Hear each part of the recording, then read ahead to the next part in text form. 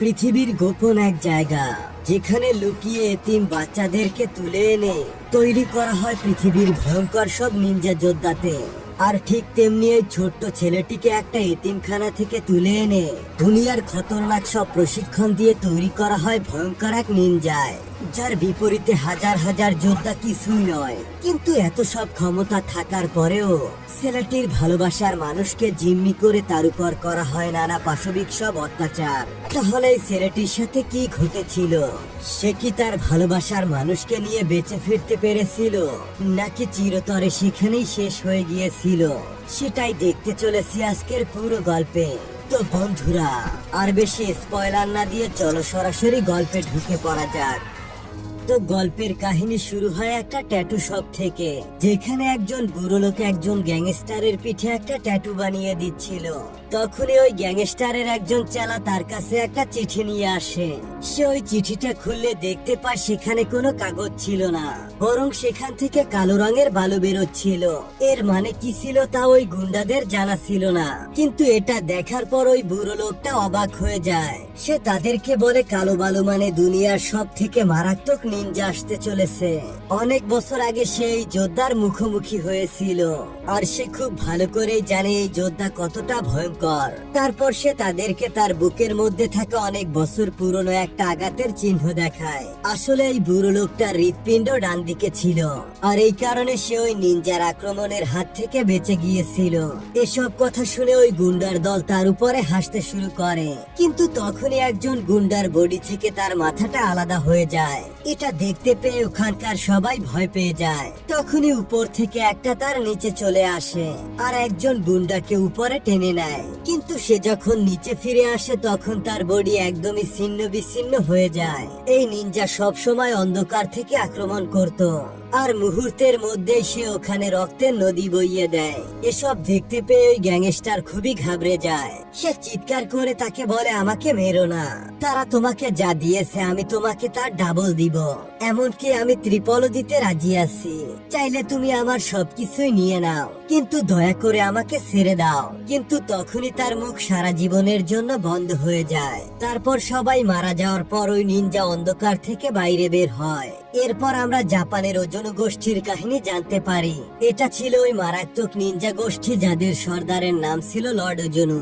এরা সম্পূর্ণ দুনিয়া থেকে ছোট ছোট বাচ্চাদেরকে একত্রিত করে আর তাদেরকে ভয়ঙ্কর সব ট্রেনিং দিয়ে দুনিয়ার ভয়ানক নিনজা বানায়। এই নিনজাদের ব্যাপারে দুনিয়ার সব বড় বড় লোকেরা জানতো, কিন্তু সাধারণ লোকদের এর ব্যাপারে কোনো ধারণাই ছিল না। কেউ চাইলে এদেরকে 100 কেজি সোনা দিয়ে যাকে খুশি তাকে খুন করাতে পারতো। ওজোনো গোষ্ঠী কয়েক শতাব্দী ধরে অন্ধকারে কাজ করে আসছে। এমনটা বলা হয় যে রাশিয়ার প্রেসিডেন্ট এবং জাপানের প্রধানমন্ত্রী মারা যাওয়ার পেছনে তাদেরই হাত ছিল। একদিন লর্ড ওজোনো রাইজু নামের একটি বাচ্চা ছেলেকে এখানে নিয়ে আসে। তার বাবা মা তাকে অনাথ ছেড়ে দিয়েছিল, তাই লর্ড ওজোনো তাকে এখানে নিয়ে আসে। ওজোনোর এমনটা মনে হচ্ছিল যে ভবিষ্যতে এই ছেলেটাই এই গোষ্ঠীর সর্দার হবে, আর এই কারণেই তার কঠোর ট্রেনিং শুরু হয়। তার 10 বছর বয়স হতে হতে তার বডিতে অনেকগুলো আঘাতের চিহ্ন হয়ে গেছিল, যেগুলো সে তার ভুলের শাস্তি হিসেবে পেয়েছিল। তাদের মতে একজন নিনজাকে সব সময় লুকিয়ে থাকা উচিত, তাই এজন্য রাইজুকে কাঠের তৈরি মেজের উপর হাঁটতে দেওয়া হতো। আর এখানে হাঁটার সময় যদি ভুল করে একটু শব্দ হতো তাহলে ওজোনো লাঠি দিয়ে তার পায়ের মধ্যে খুব জোরে আঘাত করত। এই আঘাতের কারণে সে রাতে ভালোভাবে একটু ঘুমাতেও পারতো না। কিন্তু তখন কিরিকো নামের একটি মেয়ে এসে তার পায়ে আঘাত লাগা জায়গায় মলম লাগিয়ে দেয়। সেও তার মতো নিনজা ট্রেনিং নিচ্ছিল। ওখানে তাদেরকে শেখানো হতো যে মানুষের মধ্যে কোনো আবেগ অনুভূতি থাকতে নেই, আর থাকলেও সেটা ভিতর থেকে বাইরে বের করে ফেলে দাও। কিন্তু কিরিকো সবার থেকে আলাদা ছিল। তার কাছে মানুষকে মারা একদমই ভুল কাজ মনে হতো। এভাবে ধীরে ধীরে অনেকটা সময় কেটে যাচ্ছিল, আর এর সাথে সাথে রাইজু এবং কিরিকো এখন বড় হয়ে গিয়েছিল। কিন্তু তাদের দুজনের মধ্যে তেমন কোনো কথাবার্তা হয় না। তারা দুজন শুধু দূর থেকে একে অপরকে দেখতো। রাইজু এখন ওজোনো গোষ্ঠীর সবার থেকে মারাত্মক এবং যোগ্য নিনজা হয়ে গেছিল। কিন্তু একদিন সে তার সিনিয়র তাকাশির সাথে মোকাবিলা করার সময় হেরে যায়, কেননা তাকাশি তার উপর প্রতারণা করে আক্রমণ করেছিল। কিন্তু অজুনু তাকে বাঁচানোর বদলে উল্টো তাকে কমজোর বলে অপমান করে। এর সাথে সাথে সে তার আঙুল দিয়ে রাইজুর পেটে একটা মারাত্মক প্রহার করে, আর বেচারা রাইজু ব্যথায় কাতরাতে থাকে। পরের দিন সকালে অজুনু দেখতে পায় রাইজু এর পরেও তার ট্রেনিং এর জন্য একদমই প্রস্তুত ছিল। তার এমন মনোযোগ দেখতে পেয়ে অজুনু খুবই খুশি হয়, আর খুব তাড়াতাড়ি রাইজু তার সব বিরোধীদের চোখ বন্ধ করেই হারিয়ে দেয়। কিন্তু কিরিকো এখনো এখানকার মারামারি একদমই পছন্দ করে না। রাইজু তাকে সব সময় এটা বোঝাতো যে যদি এই ব্যাপারটা অজুনু জানতে পারে তাহলে সে কিরিকোর হৃদয় বাইরে বের করে ফেলবে। কিন্তু কিরিকো তাকে বলে, কিন্তু আমার হৃদয় তো তোমার কাছে রয়েছে, তো কিভাবে এটা কেউ বের করবে? যাই হোক, একদিন কিরিকোকে একটা চাকু দিয়ে কাউকে মারতে বলা হয়, কিন্তু কিরিকো যখন এমনটা করতে পারে না তখনই অজুনু তার মুখের মধ্যে চাকু দিয়ে মেরে দেয় আর তাকে একটা খাঁচার মধ্যে আটকে রাখে। রাতে রাইজু লুকিয়ে লুকিয়ে তার সাথে দেখা করতে আসে, আর সে তাকে সব সময় জল খেতে দেয়। কিছুদিন পর কিরিকো এক রাতে এখান থেকে দেয়াল টপকে পালানোর চেষ্টা করে। সে রাইজুকেও তার সঙ্গে যাওয়ার কথা বলে, কিন্তু রাইজু অজুনুর সব থেকে বিশ্বস্ত লোক ছিল। যাই হোক, শেষমেশ পালিয়ে যাওয়ার সময় কিরিকো ধরা পড়ে, আর তার এই ভুলের কারণে তাকে মৃত্যুদণ্ড দেওয়া হয়। তাকাশি তাকে সবার সামনেই তার হৃদয়ে আঘাত করে তাকে মেরে ফেলে। ওই দিন রাইজুর ভিতর থেকেও কিছু একটা মারা গিয়েছিল, কারণ সে তার ভালোবাসার মানুষকে হারিয়ে ফেলেছে। কিন্তু তারপরেও সে অজুনুর সাথে যুক্ত থাকে। এর কয়েক বছর পর বার্লিনে মিকা নামের একটি মেয়ে নিনজাদের থাকার প্রমাণ পায়, আর সেই প্রমাণগুলো নিয়ে তার বস মাজোলোর কাছে চলে যায়। কিন্তু মাজোলো এটা মানতে রাজি ছিল না যে এমন কোনো নিনজা আছে যাদের ব্যাপারে শুধুমাত্র বড় লোকেরাই জানতো। তাই মিকা তাদেরকে প্রমাণ দেখা যে বড় লোকদের টাকা এদিক সেদিক হওয়াতে আর অনেক নেতাদের মৃত্যুর পিছনে নিনজাদেরই হাত আছে। এরপর মাজেলো এই ব্যাপারে আরো খোঁজ খবর নিবে বলে ঠিক করে, আর তারা জানতে পারে যে সেবাস্টিয়ান নামের একজন গুপ্তচর এই ব্যাপারে অনেক কিছু প্রমাণ একত্রিত করেছিল। কিন্তু খুব তাড়াতাড়ি তাকে কাজ থেকে বের করে দেওয়া হয়, আর কেউ তার খুন করে ফেলে। অন্যদিকে রাইজু তার কোনো একটা বিশেষ কাজে বার্লিনেই এসেছিল। সে একা ফাঁকা একটা বাড়িতেই থাকতো, আর প্রতিদিন সকালে সে করা একটা ট্রেনিং করত। একদিন সে তার জামা কাপড় ধোয়ার জন্য একটা ওয়াশিং সেন্টারে যায়। সেখানে তার সাথে একজন মহিলার দেখা হয়ে যায়। তাকে দেখতে পেয়ে রাইজু বুঝে যায় সেও একজন নিনজা, আর তখনই দুজন একে অপরকে আক্রমণ করে দেয়, আর তাদের মধ্যে ভয়ানক একটা লড়াই শুরু হয়। তার কিছুক্ষণ পরেই আমরা দেখতে পাই রাইজু ওই মহিলাটিকে একটা ওয়াশিং মেশিনে ভরে রেখে চলে গিয়েছে। অন্যদিকে মিকা ওই গুপ্তচরের স্ত্রীর সাথে দেখা করতে যায়, যাকে কিনা নিনজার ওই প্রমাণগুলো খুঁজে পাওয়ার জন্য মেরে ফেলা হয়েছিল। ওই মহিলা তাকে বলে যে এমনিতে তো তার স্বামী অনেক সাহসী ছিল, কিন্তু ওই ঘটনার পর সে অনেকটা ভয় পেয়ে গেছিল। সে বাড়ির সবগুলো দরজা জানালায় কমসে কম 2 থেকে 3টা তালা লাগিয়ে রাখতো, আর এর সাথে সে বাড়ির প্রত্যেকটা জায়গায় আলোর ব্যবস্থা করেও রেখেছিল। সে কোথাও কোনো ছায়া বা অন্ধকারের জায়গা রাখেনি, যাতে কোনো দিক থেকে কোনো নিনজা না চলে আসে। পরের দিন মিকার অফিসে একজন অফিসার চলে আসে, কেননা সে এমন একটা কাজে তার মাথা খাটাচ্ছিল যেটা তাদের জন্য তেমন কোনো কাজেরই ছিল না। ওই রাতে মিকা খুব সাবধানে তার বাড়িতে ফেরে, কিন্তু সে দেখতে পায় তার বাড়ির সম্পূর্ণ এলাকাতেই কোনো কারেন্ট নেই। সে অন্ধকারের মধ্যেই তার ঘরে ঢোকে, আর ঠিক তখনই ওই সময় তার উপরে একজন নিনজা হামলা করে দেয়। কিন্তু চিন্তার বিষয় হলো এখানে অন্য আর একজন নিনজা এসে তার প্রাণ বাঁচায়, আর এর সাথে সাথে ওখানকার অন্য সব নিনজাদেরকে মেরে ফেলে, আর সে সব খুনিদেরকে শেষ করে ফেলে। এই নিনজা আর অন্য কেউ ছিল না, বরং রাইজুই ছিল। আর আমরা দেখতে পাই এর আগের একটা মিশনে রাইজু তার সব রাগ ঝেড়ে ফেলে, আর খুবই নির্মম ভাবে ওই লোকটার প্রাণ নিয়ে নেয়। এই মিশনের পরে সে অন্য নিনজাদের সাথে দেখা করতে একটি ছাদে যায়। ওখানে লর্ড অজুনু বলে তার রাইজুর কথা ভেবে নিজের প্রতি গর্ব হয়, কিন্তু আচমকাই রাইজু লর্ড অজুনুর উপরে হামলা করে দেয়, আর অজুনুর চোখের সাথে সাথে তার মুখও ছিঁড়ে ফেলে। ওখানে থাকা অন্য সব নিনজারা তাদের লিডারের উপর আক্রমণ করতে দেখে তারা রাইজুর উপর আক্রমণ করে দেয়, আর এতজন নিনজা মিলে একসাথে আক্রমণ করে রাইজুকে খুবই ঘায়েল করে ফেলে, আর তাকে ওই বিল্ডিং এর ছাদ থেকে নিচে ফেলে দেয়। কিন্তু তার সৌভাগ্যক্রমে জলের মধ্যে পড়ে গিয়ে সে বেঁচে যায়। আর ওই দিনের পর থেকে রাইজু নিনজাদের বিরুদ্ধে কাজ করতে শুরু করে দেয়, আর তাদের প্রত্যেকটা মিশনকে ভঙ্গ করে দিতে থাকে।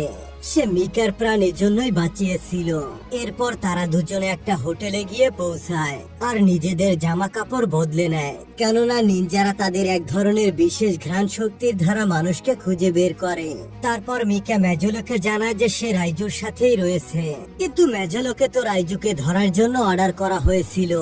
মেজলো জানতো যে রাইজু তাদের শত্রু ছিল না, কিন্তু তাকে তো অর্ডার মানতেই হবে।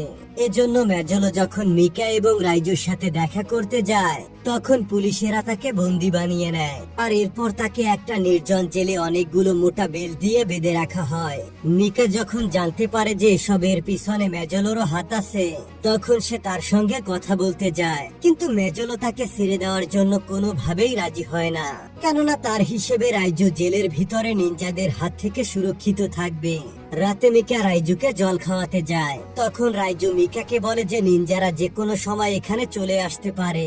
মিকা মেজেলোকেও এই ব্যাপারে সাবধান করতে চায়, কিন্তু ততক্ষণে অনেকটা দেরি হয়ে গেছিল। তখনই আচমকা সব আলো নিভে যায় আর নিনজার দল অন্ধকার থেকে বাইরে বেরিয়ে আসে। ওই মারাত্মক যোদ্ধাদের সামনে এই সাহসী সেনাবাহিনী আর তাদের অস্ত্রশস্ত্র কোনো কাজে আসে না। তখন মিকা রাইজুর বডি থেকে ওই বেল্ট খুলে তাকে মুক্ত করে দেয়। তারপর সে ওই নিনজাদের সাথে মোকাবিলা করতে শুরু করে আর সে মিকাকে এখান থেকে পালিয়ে যেতে বলে। যদিও রাইজু ওজুনু গোষ্ঠীর সবার থেকে ভালো নিনজা ছিল, কিন্তু এতজন নিনজাকে একসাথে সামলাতে তার সমস্যা হচ্ছিল। শেষমেশ রাইজু এবং তাকাশি লড়তে লড়তে রাস্তায় চলে আসে। তাকাশি তার তলোয়ার দিয়ে রাইজুকে মেরেই ফেলতে যাচ্ছিল, ঠিক তখনই মিকা পেছন থেকে তার গাড়ি নিয়ে এসে তাকে উড়িয়ে দেয় আর তারপর সে রাইজুকে একটা হোটেলে নিয়ে আসে। যদিও এতে রাইজু ভীষণভাবে আহত হয়, কিন্তু তারপরেও সে ডাক্তারের কাছে যাওয়ার জন্য রাজি হচ্ছিল না। মিকা ঘরের মধ্যে অজ্ঞান হয়ে পড়ে থাকা রাইজুর কাছে গিয়ে বসে। মিকা রাইজুকে তার প্রাণ বাঁচানোর জন্য ধন্যবাদ জানায় আর তারপরে সে একটা ট্র্যাকিং ডিভাইস বের করে, যার মাধ্যমে মাজলো তার লোকেশন জানতে পারে। কিন্তু পুলিশের আসার আগে নিনজার দল এখানে চলে আসে আর রাইজুকে এখান থেকে তুলে নিয়ে যায়। পুলিশ যখন এখানে আসে তখন এখানে শুধুমাত্র মিকা একাই বসেছিল। সে তাদেরকে জানায় যে 10 মিনিট আগেই তারা রাইজুকে এখান থেকে তুলে নিয়ে গেছে। ওদিকে রাইজুকে লর্ড ওজুনুর সামনে হাজির করা হয়। সে রাইজুকে ক্ষমা চাওয়ার জন্য শেষ একটা সুযোগ দেয়, কিন্তু রাইজু তাকে বলে যে মে ঝুঁকেগা নেহি সালা। আর এটা শুনতে পেয়ে ওজুনুর মাথা চটকে যায়, কেননা কিছুদিন আগেও সে মনে করতো যে আসন্ন সময় এই ছেলেটাই হবে গোষ্ঠীর সর্দার। সে রাইজুকে ঠিক ওই জায়গাটাতেই দাঁড় করায় যেখানে কিরিকুকে বেঁধে মেরে ফেলা হয়েছিল আর তার আঙুল দিয়ে তার উপরে ওই 3-4 বার মারাত্মক প্রহার করে। সাধারণত ওজুনুর এমন প্রহারেই মানুষ প্রাণ হারিয়ে ফেলে, কিন্তু রাইজু তো শুধুমাত্র রক্তভূমি করে আর তার সাথে সাথে ওই ট্র্যাকিং ডিভাইসটাও বাইরে চলে আসে। তখনই মিকা এখানে অনেক সেনাবাহিনীর সাথে চলে আসে আর এখানে এসে তারা অন্ধের মতো গুলি বর্ষণ করতে শুরু করে দেয়। কিছু নিনজা তো বোমা ব্লাস্টেই মারা যায় আর এই মৃত্যুর যুদ্ধে দুপাশের অনেকজন যোদ্ধাই শহীদ হয়। ওখানে রাইজুকে তাকাশি এবং তার লোকেরা ঘিরে ফেলে। রাইজু আর ডানে বায়ে না দেখে এক এক করে সবাইকেই মেরে ফেলে। এরপর রাইজু এবং তাকাশি একে অপরের সম্মুখীন হয়। তারা দুজন নিজেদের সম্পূর্ণ জোর লাগিয়ে যুদ্ধ করে আর মারাত্মক এক ভয়ানক লড়াইয়ের পর শেষমেশ রাইজুরই জয় হয় আর সে তাকাশির বডির একটা অংশ কেটে ফেলে। এরপর ছিল ওজুনুর পালা। সে দেখতে পায় ওজুনু একটা ঘরের ভিতরে চুপচাপ শান্তিতে বসে আছে। ওই সময় বাইরে ভয়ানক একটা বোমা ব্লাস্ট হয় আর তখনই ওজুনু চোখের সামনে হাওয়াতে অদৃশ্য হয়ে যায় আর সে এক ধাক্কাতে রাইজুকে হাওয়াতে উড়িয়ে দেয়। তারপর তারা নিজেদের তলোয়ার বাইরে বের করে আর একে অপরের জীবন নেওয়ার জন্য পাগলের মতো করতে শুরু করে। ওজুনু আরেকবার রাইজুকে ক্ষমা চাওয়ার জন্য সুযোগ দেয় আর সে রাইজুকে বলে যে সেই তার বাবা, সেই তাকে এখানে নিয়ে এসেছিল আর ছোটবেলা থেকে এই অবধি সে তার লালন পালন করেছে। কিন্তু রাইজু তাকে জবাব দেয় সে কারো ছেলে না আর ওজুনুকে শেষ করেই সে তার জীবনের স্বাধীনতার প্রথম স্বাদ নিবে। তারপর সে ওজুনুর উপর ঝাঁপিয়ে পড়ে, কিন্তু ওজুনু আর একবার হাওয়াতে অদৃশ্য হয়ে যায় আর তখনই মিকা রাইজুকে সাহায্য করতে চলে আসে। সুযোগ দেখতে পেয়ে ওজুনু মিকার বুকের উপর তলোয়ার এপার ওপার করে দেয় এটা দেখতে পেয়ে রাইজুর ওই ঘটনা মনে পড়ে যে কিভাবে এই জানোয়াররা তার ছোটবেলার ভালোবাসা কিরিকোকে মেরে ফেলেছিল। আর এটা দেখতে পেয়ে অজুনু প্রচন্ড রেগে যায়। সে তার তলোয়ার দিয়ে এক কোপে অজুনুর বডিকে 3 টুকরো করে ফেলে। এরপর রাইজু মিকাকে বাইরে বের করে নিয়ে আসে। ডাক্তার এসে দেখার পর জানায় যে আসলে মিকার হৃৎপিণ্ড ছিল ডান দিকে, তাই এ যাত্রায় তার প্রাণ বেঁচে যাবে। শেষমেশ রাইজু ওই একাডেমির দেওয়াল টপকে বাইরে বের হয়, আর সেও ঠিক তেমনটাই করে যেমনটা কিরিকো চেয়েছিল। এভাবে সে তার ছোটবেলার ভালোবাসা কিরিকোকে তার হৃদয়ে রেখে এখান থেকে চলে যায়। তো বন্ধুরা, তোমরাও কি কখনো কাউকে মন থেকে এভাবে চেয়েছিলে? আর যদি চেয়ে থাকো, তোমাদের ভালোবাসা কি পূর্ণতা পেয়েছিল? তা কমেন্ট করে অবশ্যই জানিয়ে দিও।